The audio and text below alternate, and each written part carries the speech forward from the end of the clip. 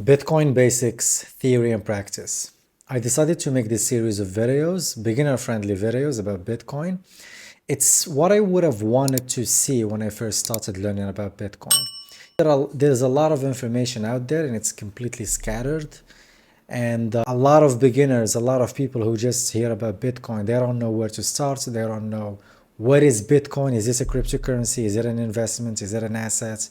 Is it money? Is it a Ponzi scheme? All these questions make people kind of confused and they don't know where to start. So I decided to make this beginner-friendly series of videos where I'm going to explain what is Bitcoin, what is money, why Bitcoin is worth learning about, why it's the best investment of our lifetime, and then I will show you the practical stuff on how to buy and secure your own Bitcoin. So in this video, we are going to start with the most important question before we get into Bitcoin, which is what is money?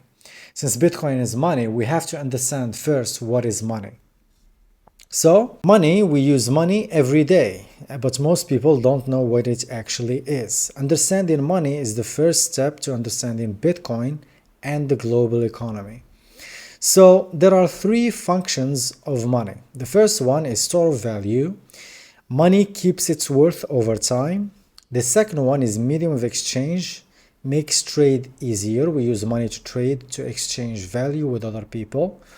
And it's also a unit of account. It measures value. So when you think about value, when you say, how did you buy something? I bought it for $30. That's the monetary value of that thing that you bought.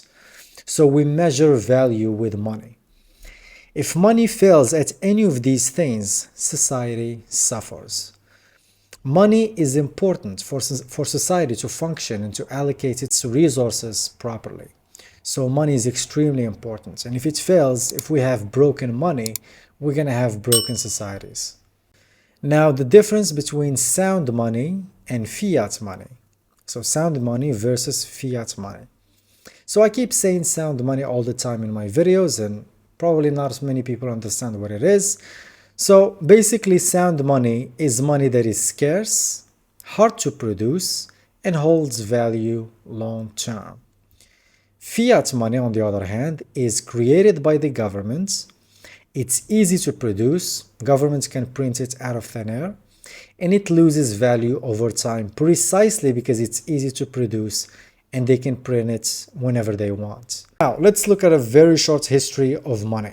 I actually did this in my video called The Greatest Scam the World Has Ever Seen, where I actually go through how money emerged as a market good based on the Austrian theory of economics, which I think is the legitimate theory.